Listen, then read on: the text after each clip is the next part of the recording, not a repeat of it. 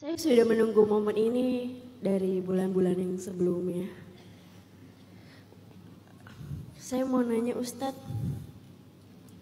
kebetulan pas banget di sini kita bahas soal kesehatan mental ya. Karena kebetulan dari kecil saya sudah terganggu mentalnya. Sedikit cerita, saya juga salah satu pasien RSJ di Bogor. Kalau ada teman-teman yang tahu, Rumah Sakit Marzuki Madi. Saya pernah bersekolah di sana selama 1 minggu. Yang saya mau tanyakan Ustadz, belakangan ini saya sangat putus asa. Bahkan dari beberapa tahun lalu, saya ketika sedih saya selalu merasa saya ingin mengakhiri hidup saya. Karena dari kecil saya sudah ditinggal oleh almarhum bapak saya. Ketika remaja, dewasa pun saya ditinggalkan oleh suami saya, divorce. Bahkan anak saya pun tidak berpihak kepada saya, Ustadz. Akhirnya saya jauh-jauh dari Kalimantan merantau ke Jakarta untuk mencari ketenangan yang terkadang membawa saya ke arus yang tidak benar. Di bulan ini saya berharap sebetulnya akan menjadi bulan yang baik untuk saya, tapi ternyata malah sebaliknya. Untungnya teman saya mengajak saya ke acara hari ini.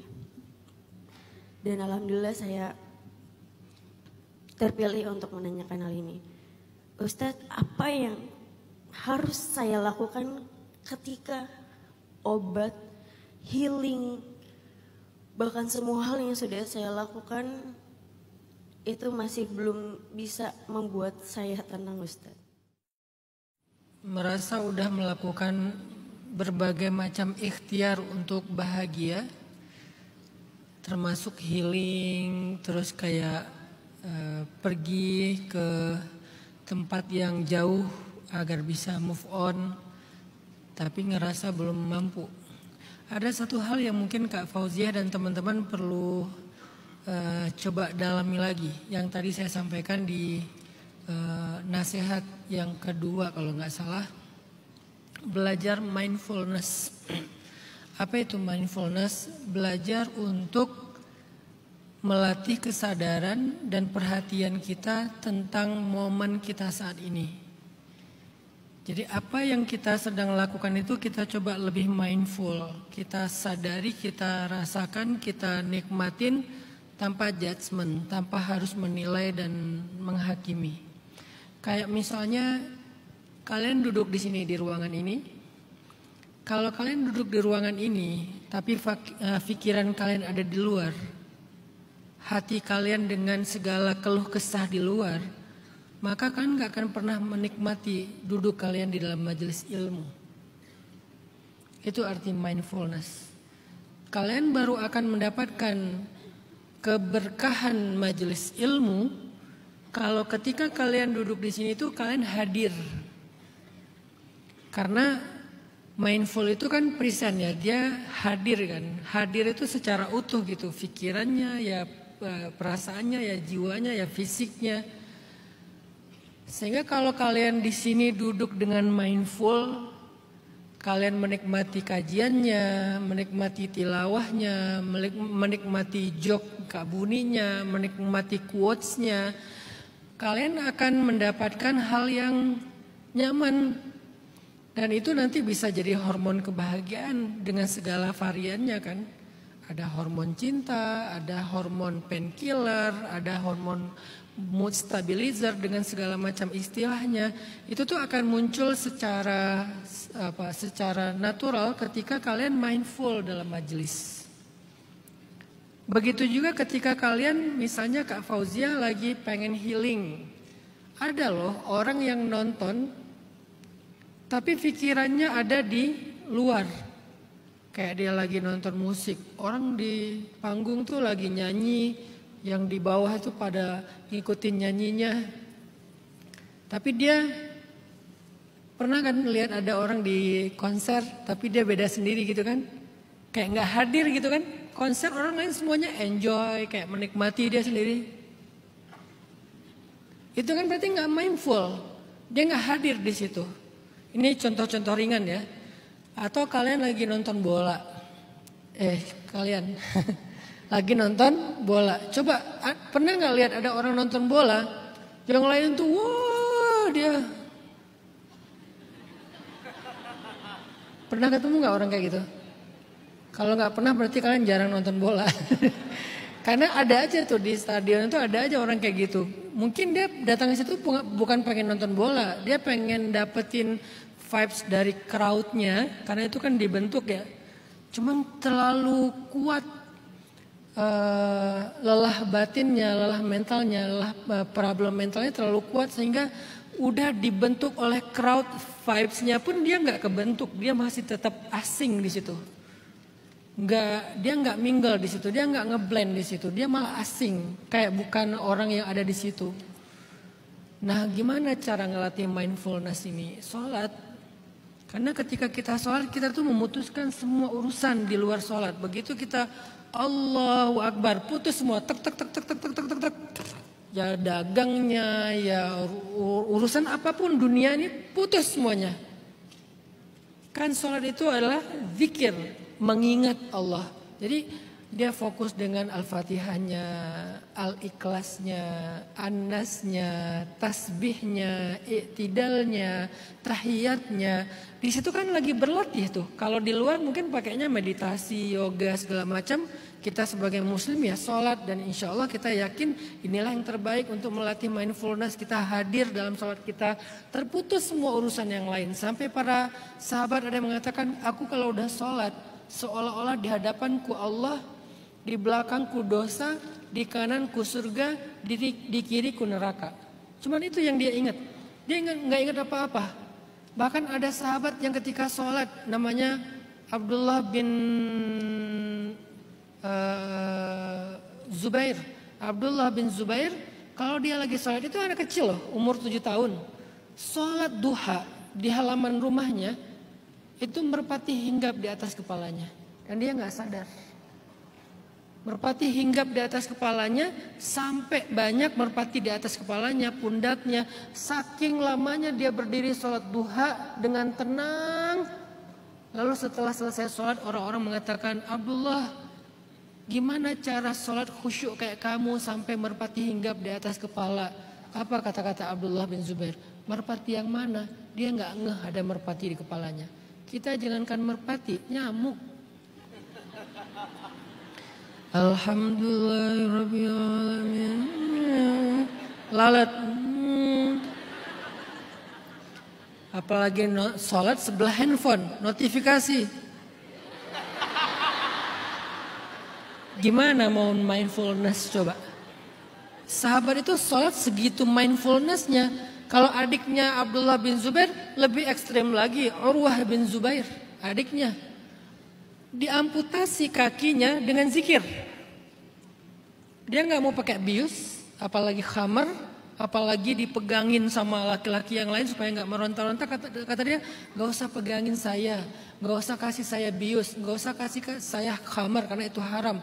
Terus gimana cara kamu untuk menahan rasa sakit ya Urwah? Biarkan saya berzikir.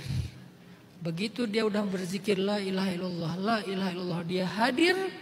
Dia khusyuk, dia mindful, mulailah dokter mengiris kulitnya, lalu dagingnya, lalu yang terakhir pakai gergaji itu untuk memotong tulangnya.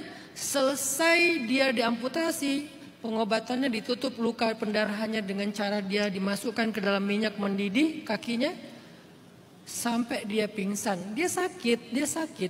Gimana nggak sakit dimasukin ke minyak mendidih ya? Tapi dia bisa menahan semua itu sampai pingsan. Kenapa? Mindful zikir. Nah jadi sholat, zikir, tilawah Al-Quran. Coba kalian kayak, saya tadi lagi baca artikel-artikel tentang mindful ibadah itu. Saya coba latihan aja sambil dengerin Laura Kadam. Saya buka tasbih saya lagi mindful sholawat. Coba mindful salawat, menikmati salawat, menikmati kalau kalian lagi baca Quran, nikmati baca Qurannya. Kalau kalian lagi zikir, nikmatin zikirnya. Itu tuh ngelatih mindful loh. Nanti prakteknya dalam kehidupan, apapun yang kalian lakukan itu kalian bisa enjoy. Apapun, termasuk yang sifatnya kayak kewajiban, kayak kerja, ngurus keluarga. Jadi kalian kayak misalnya Mbak Fauzia punya anak. Kalau diberikan izin oleh Allah semoga ketemu lagi dengan anaknya, ngurus anak itu mindful. Saya lagi main sama anak saya yang paling kecil yang keriting, yang panjang rambutnya tapi ke atas. Yang hobinya reok ponorogo itu. Kalau saya lagi main sama dia gini-gini itu mindful, menikmati aja waktu saya sama anak. Saya nggak mau mikirin urusan kerjaan yang lain, saya punya masalah di sebuah usaha saya yang lumayan berat, saya nggak mau mikir itu. Saya lagi sama anak, jadi saya mindfulnya dengan anak, hadirnya dengan anak. Nanti di kerjaan hadirnya dengan kerjaan. Nanti dalam programming dakwah hadirnya dengan rapat, meeting, program dakwah, segala macam, menjalankan hobi. Ya udah saya nikmati menjalankan hobi. Kalau saya lagi kayak tadi saya cerita ke Banda Nera, nih setelah ini misalnya saya mau ke Morotai, ke Ternate, mau diving ya udah saya nikmatin aja divingnya. Nah, melatih mindfulness dalam hidup membuat kita hadir. Akhirnya kita bisa menemukan sesuatu yang membuat kita enjoy di situ. Sehingga nggak ada lagi alasan saya udah jalan-jalan Ustaz, tapi saya nggak dapat apa-apa karena kamu nggak mindful, kamu nggak hadir.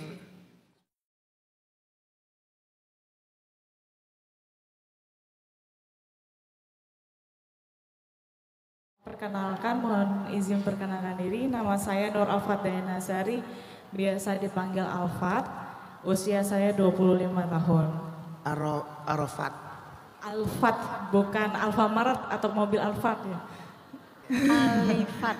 Alfat. Alfat, baik. Iya. Kemenangan artinya. Artinya kemenangan. Aktenya? Artinya? Oh, artinya. Betul, artinya artinya kemenangan. Kebetulan lahir di bulan Ramadan. Dari yang disampaikan oleh Ustadz, Masya Allah ya, saya menyimpulkan bahwa love language itu nggak hanya dari diri kita sendiri untuk orang lain, namun dari diri kita untuk diri kita sendiri. Seperti sebagaimana kekuatan word of affirmation berupa afirmasi positif kepada diri kita sendiri adalah hal yang sangat penting dan berpengaruh kepada diri kita dalam menjalani kehidupan, betul Ustaz ya. Dan yang di sini yang saya ingin tanyakan, bagaimana sih caranya menghadapi lingkungan yang justru tidak mendukung kita ketika kita itu mempunyai positive vibe gitu. Ketika kita sudah berusaha gencana untuk diri kita sendiri, tapi lingkungan itu tidak memberikan kita ruang untuk tetap kuat gitu. Terima kasih Ustaz. Itu ketika Nabi Musa sedang mengajak Bani Israel untuk hijrah dari Mesir ke Palestina. Karena di Mesir Bani Israel itu jadi budak dan Nabi Musa ingin memerdekakan mereka dari perbudakan Firaun. Karena perbudakan Firaun itu kejam banget lah. Akhirnya mereka ikut bersama Musa, ikut pengen hijrah ke Palestina. Lalu dikejar oleh tentara Firaun. Singkat cerita di tengah jalan mereka terjebak di dalam sebuah lembah. Kanan kirinya tebing yang tinggi, di depannya laut, di belakangnya tentara Firaun. Jadi mereka terjebak. Dalam kondisi kayak gitu, orang-orang Bani Israel itu ngeluh. Mereka tuh senangnya emang ngeluh gitu, senangnya protes, ngeluh, pokoknya orangnya tuh annoying banget lah. Mereka bilang gini, inna lamudrakun, celaka kita ini, pasti kita ketangkep, pasti mati kita nih, habis kita nih, kayak gitu-gitu bahasanya. Apa jawaban Nabi Musa? Seolah-olah Nabi Musa itu nggak didukung sama mereka, malah mereka nyalahin Musa dengan kata-kata, Musa sama aja keadaan kami sebelum engkau datang dan setelah engkau datang, kami tetap susah, kata mereka. Mereka nggak ngedukung Musa. Kemudian Musa mengatakan, kallah. Inna ma'iyya rabbi sayahdin. Enggak mungkin. Kata mereka kan kita pasti akan celaka nih. Kata Musa, enggak mungkin. Sesungguhnya bersamaku ada Tuhanku yang akan memberikan petunjuk. Bersamaku ada Tuhanku. Kenapa enggak bersama kita ada Tuhan kita? Kan kalau di dalam surat At-Taubah cerita Nabi Muhammad sama Abu Bakar di dalam gua Sur, kalimatnya kan innallaha ma'ana kan? La tahzan innallaha ma'ana. Bersama kita. Kalau Nabi Musa inna ma'iyya, bersamaku. Kenapa enggak bersama kita? Karena Nabi Musa enggak dapat dukungan. Nggak ada yang mau mendukung Nabi Musa, semuanya protes kepada Nabi Musa. Sehingga Nabi Musa walaupun nggak dapat dukungan, tetap yakin walaupun beliau sendiri, asalkan ada Allah itu udah cukup. Nanti Nabi Ibrahim juga kayak gitu, ketika beliau terkurung di dalam api, nggak ada yang bisa nolongin beliau, maka beliau mengatakan hasbi Allah, cukup bagi aku Allah. Nah kata-kata inna ma'iyya rabbi, hasbi Allah, la haula wa la quwata illa billah itu harus menjadi afirmasi positif kita, harus menjadi sebuah keyakinan kita, belief kita, mindset kita, sehingga itu yang akan membuat personal boundaries kita dari komen-komen orang lain. Kalau kita nggak punya belief itu, kita nggak punya personal boundaries, jadi komen-komen itu akan sangat mempengaruhi psikis kita. Kita akan ikut pesimis gara-gara mereka, kita akan terusik gara-gara komen mereka. Tapi kalau kita punya personal boundaries, apa batasannya? Batasannya belief kita. Kita punya belief, apa beliefnya? Tuhanku bersamaku, cukup bagiku Allah. Aku nggak punya daya upaya, tapi Allah Maha Kuasa. Nah itu adalah belief yang menjadi batasan personal kita, sehingga ketika ada komen-komen negatif, pesimis, itu nggak bisa masuk ke dalam ruang personal kita. Itulah yang membuat Nabi Musa mengatakan inna ma'iyya rabbi, sesungguhnya bersamaku ada Tuhanku. Gak apa-apa kalau kalian gak dukung, tapi Allah bersamaku. Sehingga Nabi Musa gak terusik dengan komen mereka, tetap berharap sama Allah. Apa yang terjadi kemudian? Kemudian Allah membelah lautan untuk mereka, lalu mereka selamat, bisa menyeberang dan tentara Firaun dihancurkan. Apa yang kemudian terjadi sama Ibrahim? Allah padamkan api untuk Ibrahim. Apa yang kemudian terjadi kepada Nabi Muhammad dan pasukannya dalam perang Uhud? Allah hancurkan pasukan musuh dan mereka memperoleh kemenangan. Dengan apa? Dengan afirmasi positif, hasbiyallah wa ni'mal wakil, hasbunallah wa ni'mal wakil, inna ma'iyya rabbi sayahdin, innallaha ma'ana, la haula wa la quwata illa billah. Itulah belief yang membuat mereka mampu bertahan di masa-masa yang sulit, walaupun orang lain gak ada yang ngedukung. Saya lebih suka menerjemahkannya dengan konsep personal boundaries versi Islam. Kalau personal boundaries dalam versi modern itu kan kenyamanan kita, ruang pribadi kita yang kita nggak mau ada orang yang mengusiknya kan. Ada yang namanya emotional boundaries, ada time boundaries gitu kan.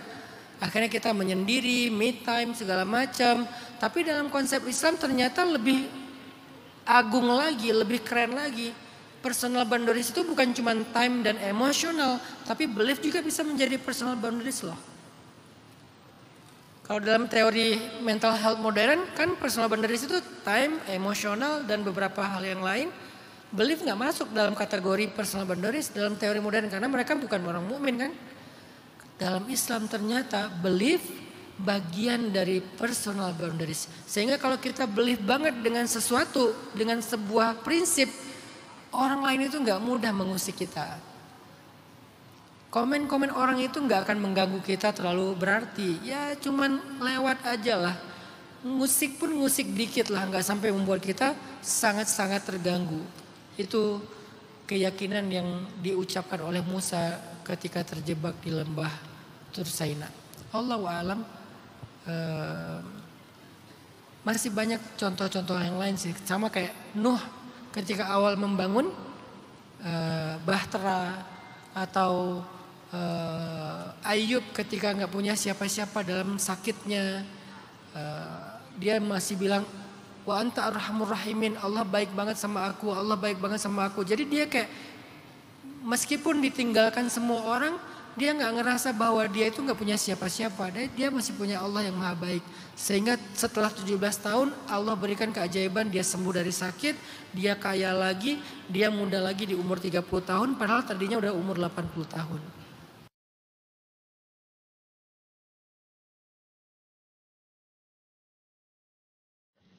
Temanya masih satu konsep sama yang semalam ya Ustadz. Saya mau tanya tentang Zulzilus semalam. Saya semalam ikut juga, yaitu tentang ujian perasaannya. Jadi saya tuh ngerasa selama setahun ini saya berusaha untuk hijrah. Safakilah Kak Elin ya. Sama saya juga lagi serak. Habis MC ya? Selama setahun berusaha untuk hijrah ya. Iya. Rasanya itu kayak berat banget ya Kak. Apalagi di usia saya yang masih 23 tahun. Tapi ujiannya tuh banyak banget Ustaz. Terutama dari orang sekeliling saya. Jadi setiap saya berusaha buat ikut kajian, ada teman-teman saya yang ngomong kayak itu tuh semua nggak pantas gitu buat saya, Ustadz. Yang saya mau tanyain, walaupun masa lalu saya belum berhijab, masih sering keluar malam, apa saya nggak pantas, Ustadz, untuk mendapatkan kenikmatan gitu dari Allah. Saya juga sering lihat TikTok Kak Mira yang udah berhijab, Masya Allah. Itu jadi motivasi saya juga Kak. Terus juga dari sekeliling saya kan juga selalu kayak upload ikut kajian.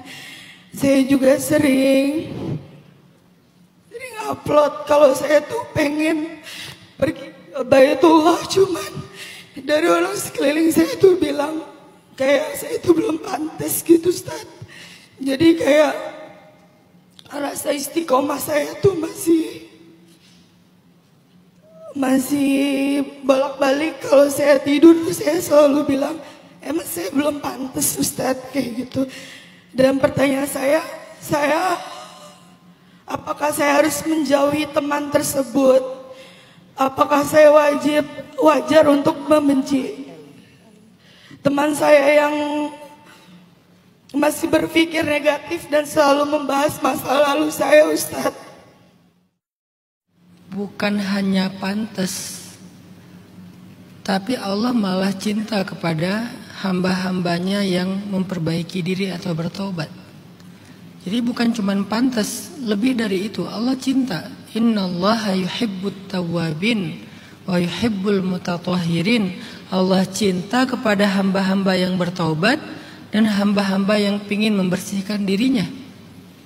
Jadi kalau ada yang mengatakan enggak pantas, ada yang mengatakan enggak layak, dzalika syaitan yukhawwifu awliya'ah wa liyuhzinal ladzina amanu.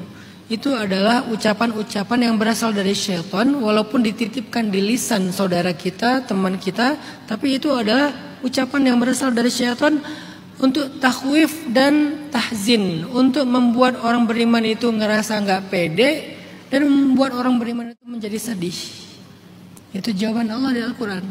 Liyuhzinal ladzina amanu, pengen menyedihkan hati orang yang beriman, orang yang pengen memperbaiki diri. Coba Kak Elin dan teman-teman perhatikan generasi terbaik dalam sejarah Islam. Siapa generasi terbaik? Para sahabat. Sekarang pertanyaannya, siapa isinya para sahabat? Umar, tahu gimana masa lalunya Umar? Khalid, tahu gimana masa lalunya Khalid? Atau yang lebih ekstrim lagi, Hindun, ibunya Muawiyah, istrinya Abu Sufyan, yang makan jantungnya Hamzah dalam perang Uhud. Dibelah dadanya Hamzah, diambil jantungnya, dimakan di depan Nabi. Saking marahnya dia kepada Hamzah. Masa lalunya tuh se ekstrim itu. Tapi mereka semuanya adalah golongan sahabat dan golongan terbaik di antara semua golongan manusia akhir zaman. Masa lalu mereka itu nggak semuanya kayak Khadijah, Abu Bakar. Banyak dari mereka tuh yang perubahannya tuh ekstrim. Memang ada yang kayak Khadijah udah baik dari dulunya, Abu Bakar udah baik dari dulunya. Tapi Umar baik sih, cuman kan dia dulu kan pernah riba, pernah membunuh, kemudian dia berhijrah, dia bertaubat. Khalid juga dia yang berperang melawan Nabi dalam perang Uhud sampai kaum muslimin banyak yang syahid termasuk Hamzah. Apalagi yang tadi saya cerita Hindun yang udah makan jantungnya seorang sahabat yang mulia, Hamzah pamannya Nabi. Tapi setelah mereka Islam, Allah menghapus semuanya masa lalu mereka. Sehingga kata Nabi, Islam menghapus masa lalu.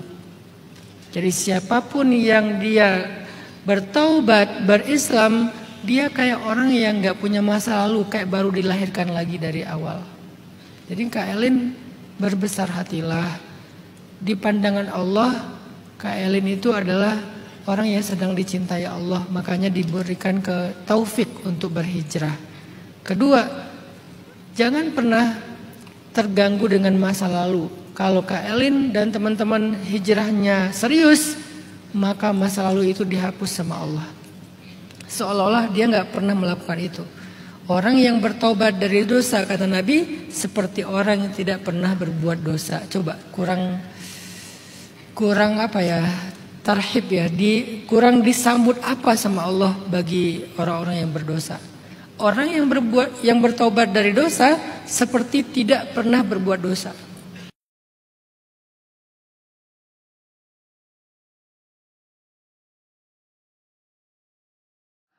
Ada dua pertanyaan Ustaz yang akan saya tanyakan. Yang pertama ada quotes yang berkata lelaki tidak bercerita.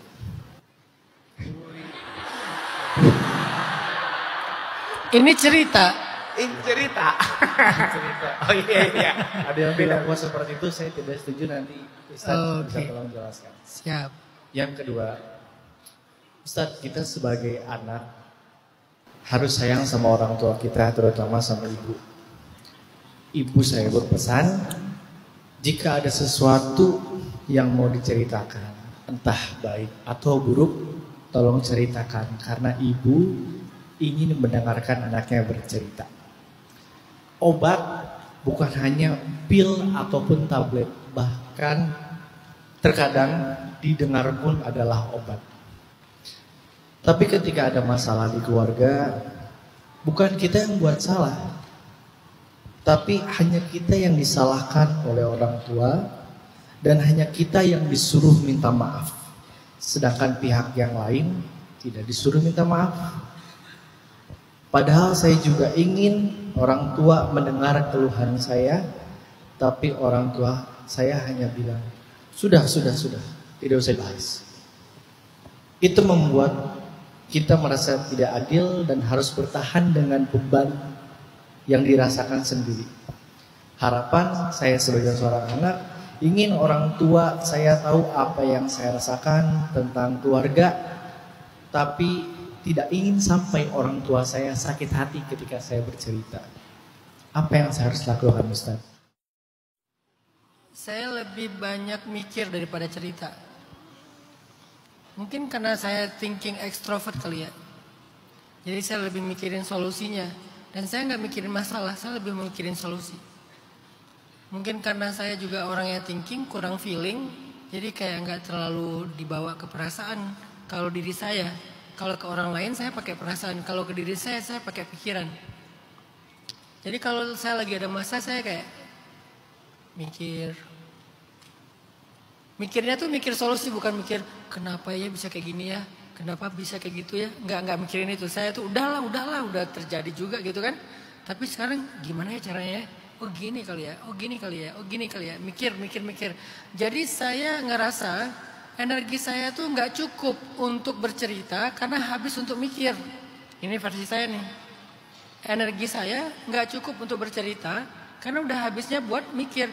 Dan mikir buat saya itu udah meringankan beban masalah saya. Ini saya nih. Sehingga kalau saya lagi ada masalah, mungkin sebagian laki-laki itu mikir sambil ngerokok ya. Karena saya nggak ngerokok. Jadi saya mikirnya ya sambil nyetir. Mobil saya nyetir kan.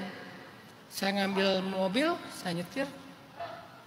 Mikir sepanjang jalan, muterin tol, balik lagi ke rumah.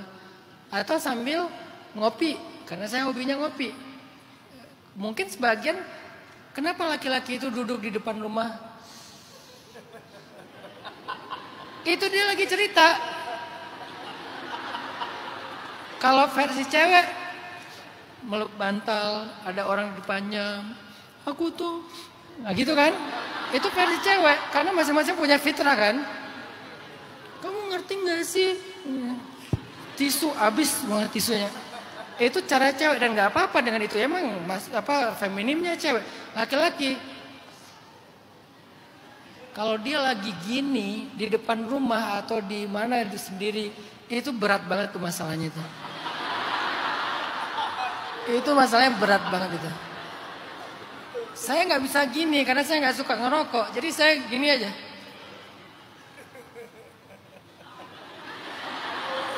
Kalau saya udah gini, kalau gelasnya ditaruh, masalahnya udah selesai.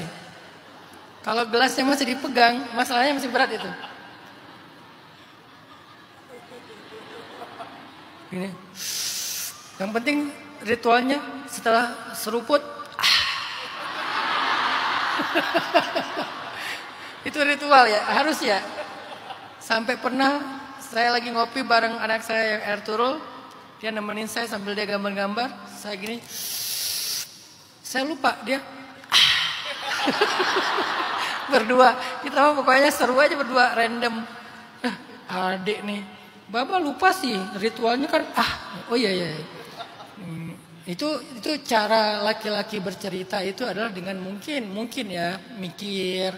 Gimana solusinya. Dia kayak. Kalau lebih keren lagi dia kenapa gak bercerita. Mungkin dia gak mau nyusahin orang. Gak mau nyusahin keluarga. Saya beberapa hal gak saya ceritakan ke istri karena saya gak pengen dia ikut kepikiran. Kayak lagi ada masalah berat banget, saya cuma cerita judul kecilnya aja. Lagi ada masalah nih, doain ya. Karena saya percaya doa istri saya lebih mustajabah daripada doa saya. Jadi saya cerita hanya butuh doa. Saya cerita ke mertua hanya butuh doa. Tapi saya gak akan cerita sedetail apapun yang bikin dia. Karena pernah saya cerita, itu dia lebih kepikiran dari saya tuh. Dan lebih sedih, lebih kecewa, lebih marah daripada saya. Saya nggak mau itu terjadi, jadi biar saya aja gitu. Kan itu naluri laki-laki ya. Jadi kita kayak nggak pengen, ya udahlah biar gua aja. Bagian beban ini biar gua aja. Nanti kalau udah selesai baru cerita. Dan kita laki-laki punya naluri, suka menceritakan kesuksesan. Dan malu menceritakan masalah ataupun kegagalan. Itu laki-laki banget tuh. Jadi kita tunggu sampai sukses baru kita cerita. Kalau belum sukses masih struggling, kita diam-diam aja, paling ngerokok. Batuk-batuk gitu ya. Kamu kenapa? Enggak, batuk. Udah gitu doang. Antara hancur sehancur-hancurnya, lalu itu enggak ada yang tahu ceritanya, atau kemudian kita sukses, survive sesukses-suksesnya, baru kita riwayatkan cerita itu sampai berapa generasi itu. Istri, anak, kelak cucu, teman, udah lewat tapi pas lagi ngejalanin, diam aja. Saya pernah yang tadi saya bilang 8 tahun ujian yang berat itu, bahkan keluarga saya nggak tahu. Bahkan kakak-kakak saya di Riau, karena pada pindah ke Riau setelah tsunami di Aceh, mereka nggak tahu. Tahu-taunya udah beres. Kok kamu nggak pernah cerita selama ini? Kami nggak dianggap keluarga. Jadi masalah baru nih. Nggak dianggap keluarga. Bukan nggak dianggap keluarga. Saya nggak pengen ngerepotin keluarga. Jalanin aja sendiri. Ketika di Mesir 6 tahun merantau, nggak pernah pulang, nggak pernah minta uang dari orang tua. Apa yang terjadi di sana yang saya cerita makan sampah, nggak pernah cerita. Baru cerita kalau udah sekarang udah merasa survive, udah dulu saya pernah makan sampah apa, itu kan naluri laki-laki ya. Jadi laki-laki tidak bercerita, ada benarnya, alasannya mungkin karena pengen mikir sendiri, karena nggak pengen membebankan. Terus bagaimana kalau ketika bercerita nggak direspon? Sebetulnya saya lebih suka melihat ini dari angle orang yang nggak ngerespon. Saya ngelihat ya, ini mungkin curhat juga dikit. Ngelihat di masyarakat kita nih, seringkali yang disuruh ngalah itu yang baik. Ini nggak fair sih kata saya. Kenapa yang baik itu disuruh ngalah terus? Persis kata Kang Najib. Karena Kang Najibnya mungkin dianggap baik, ya udah kamu minta maaf sana, gitu kan? Padahal belum tentu kita yang salah loh. Saya pernah mendamaikan keluarga masalah warisan, keluarga orang masalah warisan bersama seorang ustadz. Ustadz ini malah nyuruh si orang yang baik yang terzolimi ini untuk minta maaf kepada yang zolim, kakaknya. Saya bilang, ya nggak gitu dong. Kan yang salah kakaknya yang mengambil bagian adiknya. Kok adiknya yang disuruh minta maaf? Ya biar nggak rame. Loh kok gitu sih? Biar nggak rame, biar udah ribut lagi. Biar nggak ribut bukan meminta yang benar minta maaf, tapi mendamaikan. Mendamaikan nggak harus minta maaf kan? Meletakkan duduk perkara di mana, memutuskan seadil-adilnya, memahamkan di mana salah dan benarnya. Itu mendamaikan. Kalau enggak nanti yang salah ini nggak tahu kesalahannya dan nggak akan memperbaiki apa-apa. Jadi menurut saya nggak fair kalau misalnya kita sebagai juru damai justru memudahkan urusan ini karena ada orang yang ngalahan baik sehingga kita jadikan dia kayak ya udahlah kamu aja yang minta maaf. Kecuali ini masalah sepele ya, kayak adik sama kakak di rumah, masih masalah-masalah kecil lah. Tapi kalau masalahnya udah konflik agak rame, saya pikir kita perlu lebih adil aja. Bersikap adil, bersikap fair, walaupun dengan pemahaman yang bijak, bukan dengan paksaan. Jadi ini saya menyoroti justru sikap-sikap parenting orang tua dalam mendidik anaknya, mendamaikan anaknya. Saya nggak menyoroti dari sisi Kang Najibnya. Karena kadang saya juga ada di posisi itu ketika saya ada masalah dengan seseorang. Karena saya selama ini ngalah-ngalah terus, akhirnya yang mendamaikan malah nyuruh saya untuk minta maaf sama dia. Minta maaf apa? Orang saya nggak salah, dia yang salah. Masih untung saya nggak marah sama dia, nggak menghukum dia. Saya cuman kayak minta hak saya aja gitu ya. Jadi bersikap adil lah. Kata Allah, bersikap adillah, sesungguhnya adil itu dekat kepada takwa.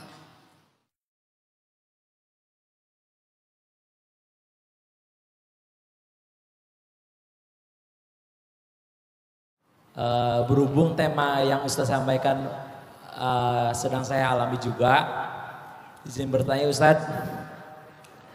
Stres, depresi attack, panik, depresi, mood swing, overthinking, semua selalu saya rasakan hampir setiap hari. Sudah berusaha membuat afirmasi positif, tapi terkadang datang lagi hal tersebut. Selain afirmasi positif, hal apa yang perlu saya lakukan Ustaz? Terima kasih. Assalamualaikum warahmatullahi wabarakatuh. Kita banyak mengkonsumsi makanan-makanan dengan hormon stres tinggi. Salah satunya ayam. Ayam yang diperlakukan secara tidak berperi keayaman. Coba kalian lihat bagaimana ayam itu di truk-truk di tol itu kan. Yang kepalanya keluar gak bisa masuk lagi. Kasihan kan ya.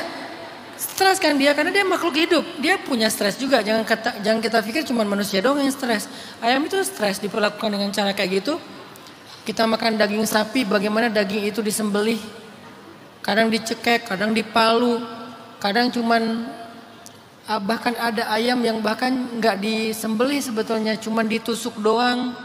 Jadi kayak kita mengkonsumsi makanan yang udah nggak sehat lagi untuk psikis kita, mental kita, bukan hanya untuk fisik kita nggak sadar itu dan itu mempengaruhi anxiety kita loh. Dan itu penemuan ilmiah.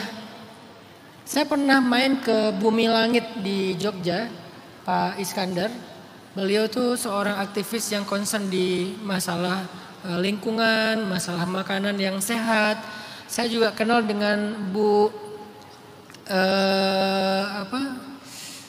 ada seorang, saya lupa sampai lupa lagi namanya. Dia Chinese tapi dia tuh seorang praktisi healthy food di Bandung. Dia punya restoran yang organik gitu ya. Mereka tuh banyak diskusi sama saya, terus mereka cerita gitu bagaimana makanan itu mempengaruhi behavior seseorang. Dan di luar negeri itu, di anak-anak SMA dibikin semacam riset atau eksperimen. Anak kelas ini makanannya tuh diatur. Selama 3 bulan dia boleh makannya ini yang baik-baik saja. Sedangkan yang kelas lain dibebaskan, mereka boleh makan apa aja. Ternyata setelah 3 bulan sampai 5 bulan, perilaku 2 kelas ini jauh berbeda.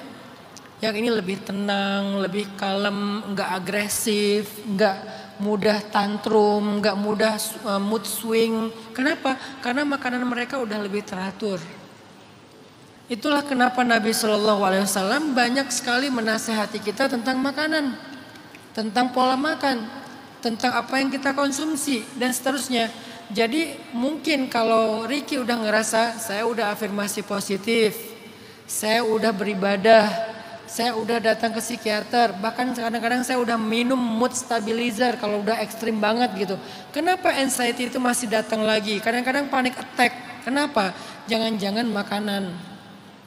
Jangan-jangan makanan. Coba perhatikan lagi apa yang kita makan.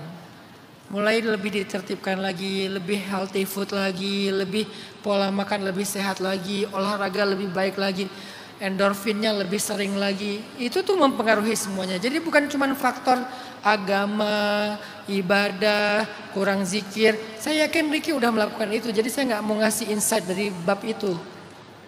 Karena emang ada narasi ala bidzikrillahi tatmainnul qulub, bukankah dengan berzikir hati menjadi tenang.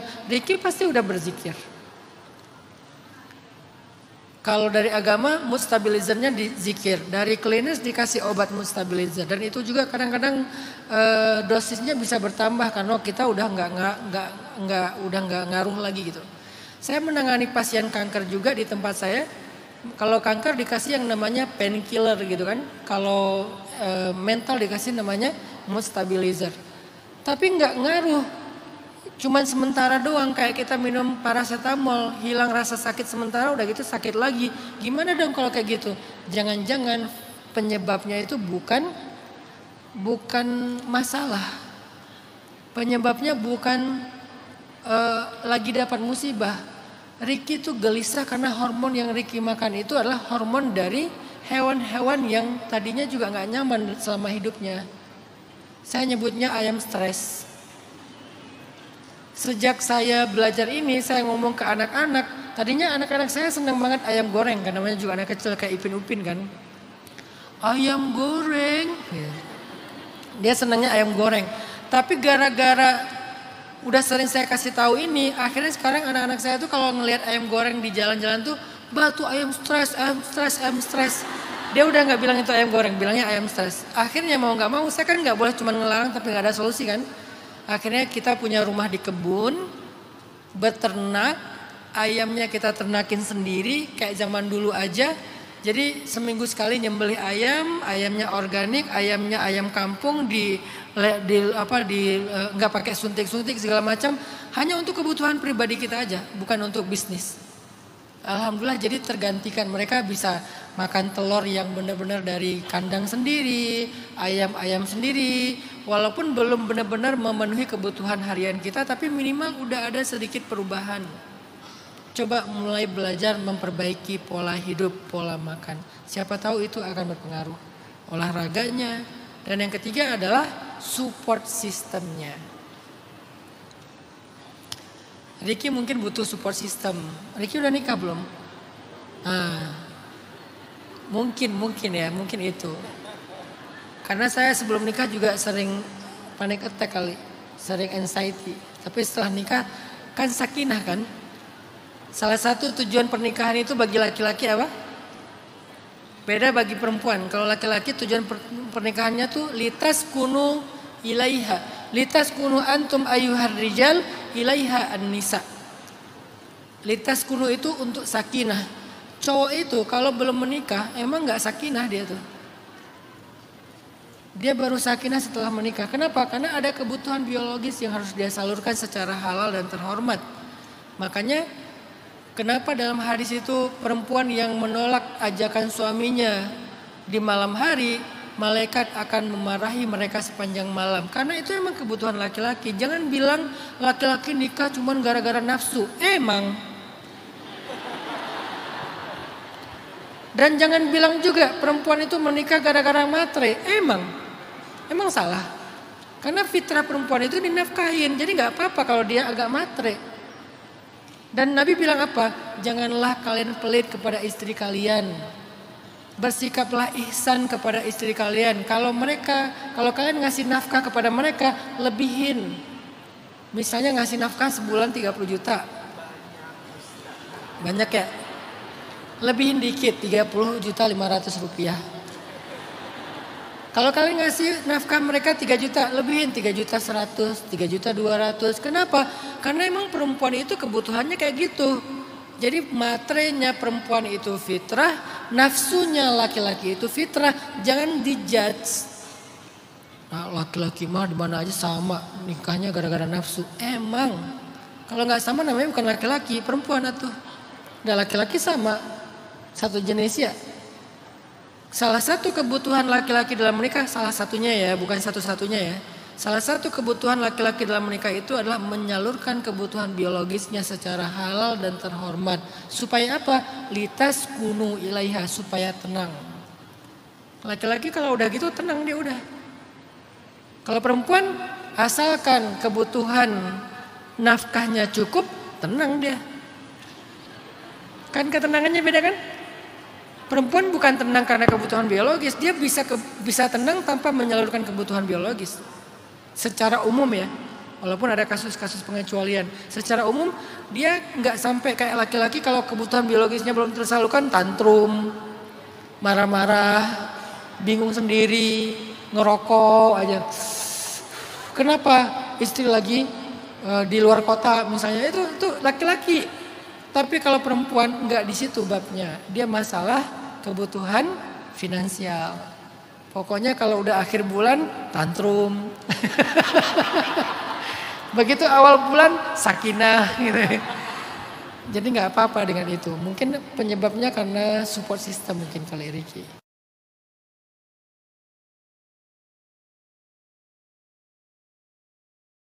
Ustadz, langsung saja saya langsung bertanya ya. Ini tadi kan yang dibahas tentang mental issue dan afirmasi. Saya membaca jurnal tentang mental issue. Di situ ada solusi bahwa mengganti nama dapat mengatasi mental issue. Pertanyaan saya, bagaimana menurut Islam mengganti nama dan mengafirmasikan nama itu menjadi nama baru kita? Dalam Islam, ganti nama itu adalah sebuah tradisi baik. Dulu para sahabat itu banyak banget yang punya nama panggilan selain nama aslinya. Jadi ganti nama itu jadi ganti nama panggilan. Bahasa Arabnya disebut dengan kunyah. Kunyah itu adalah S non S, nama panggilan. Jadi mereka itu namanya siapa, dipanggilnya siapa. Kayak yang terkenal misalnya Abu Bakar, Abu Hurairah, Abu Muhammad, Abu Abdillah, dan seterusnya, Abu Ibrahim. Walaupun biasanya mereka pakai nama Abu untuk menunjukkan anak pertama laki-lakinya siapa. Tapi kadang-kadang juga nggak pakai Abu. Misalnya kayak ada sahabat yang nama belakangnya itu adalah nama yang bermakna baik. Misalnya belakangnya Tayyar, misalnya belakangnya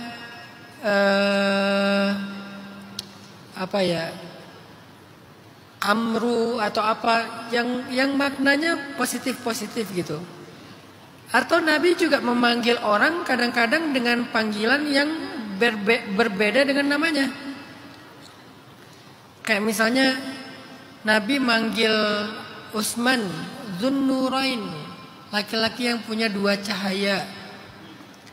Nabi memanggil Umar Faruq, yang membedakan hak dan batil.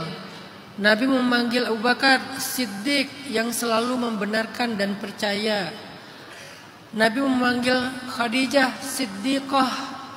Jadi kalau yang laki-laki Abu Bakar As-Siddiq, kalau yang perempuan Khadijah As-Siddiqah. Jadi itu nama panggilan. Kenapa nama panggilan itu jadi tradisi baik dalam Islam? Karena nama panggilan mereka itu biasanya lebih baik daripada nama aslinya. Atau nama panggilan itu sebagai sebuah pujian ataupun sebuah penghormatan. Tapi hakikatnya di dalam nama-nama panggilan itu ada afirmasi positif. Saya nggak tahu penelitian ilmiah seberapa berpengaruh nama ini atau panggilan ini kepada mental seseorang. Saya belum pernah membaca jurnal tersebut. Tapi kalau dalam literasi Islam, memang nama panggilan itu tradisi yang baik. Saya punya anak, namanya semuanya nama-nama yang saya nggak suka cari di Google kan kalau nama kan. Nggak pernah saya nama estetik dalam bahasa Sanskerta, saya nggak gitu caranya. Saya lebih suka menamakan anak dengan nama tokoh. Karena saya berharap mereka seperti tokoh yang dinamakan. Tapi meskipun kayak gitu, kadang saya memanggilnya dengan panggilan yang khas, yang bisa jadi doa buat dia, yang bisa menjadi penghargaan buat dia. Itu nggak apa-apa dalam Islam. Dan itu ternyata memang bagian dari doa. Dan insya Allah kalau itu jadi bagian dari doa, dan doa itu akan berpengaruh dalam kehidupan seseorang. Gitu Mbak Kalim.